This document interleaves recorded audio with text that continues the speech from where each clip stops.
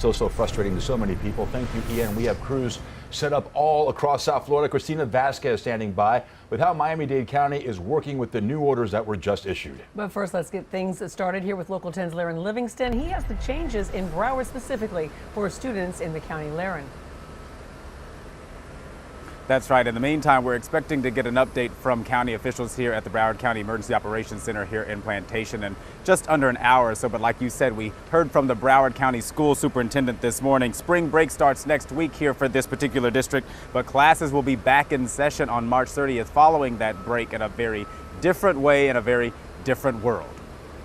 We're going to work together to make sure we get through it. Our focus right now is to make sure that they continue their learning, that they get all their credits, and that they're able to meet their graduation requirements. Accompanied by Vice Chair of the School Board, Dr. Roslyn Osgood, Broward School Superintendent Robert Runcie was pretty frank. It would be great if that becomes a day we can all return back to some sense of normalcy. That's not what we're planning for. So we expect that this will go on for quite some time. Online instruction starts March 30th.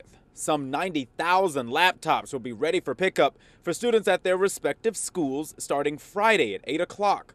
Parents will have to pick them up. The superintendent says the district will also start feeding students breakfast and lunch after spring break. We would normally be feeding our students during the instructional days, and we will extend and expand our feeding programs throughout the county to probably even more sites. Just the latest dose of a changing reality. A typically jumping Las Olas, almost at a standstill. Fewer people on the streets, bars and restaurant dining rooms ordered shut yesterday. Obviously impacting our staff, which is what we're concerned about the most because they're out of work right now. Michael Savitt is the GM at Louis Bossi's, trying to do business with just takeout and delivery. So far we've been open for about an hour. We've had about 10 orders. Today will be a true sign of what's going to happen in the days to come. Not just there, but everywhere here in South Florida and across the country, across the world even. Back to the superintendent, he says the district is working with Comcast to provide connectivity for those students who will be having to learn at home starting on March 30th after their spring break, or continuing to learn at home with their new online instruction. He also spoke about part-time and hourly workers as well as paid full-time staff.